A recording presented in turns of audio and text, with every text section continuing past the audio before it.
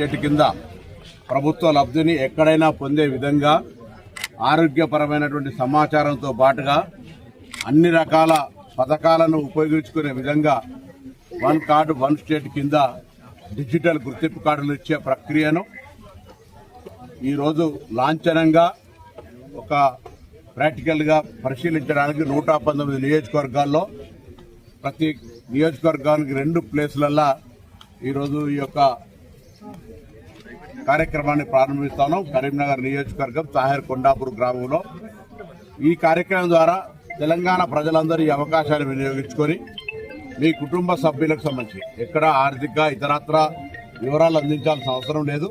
మీ కుటుంబ సమాచారాన్ని ఇచ్చినట్టయితే వాళ్ళందరికీ సాంకేతికంగా కొత్తగా పెళ్ళైతే మళ్ళీ కొత్తగా ఫ్యామిలీ కార్డు ఇచ్చే విధంగా, ఎవరైనా చనిపోయిన వాళ్ళు ఉంటే తొలగించే విధంగా, నూతనంగా పుట్టి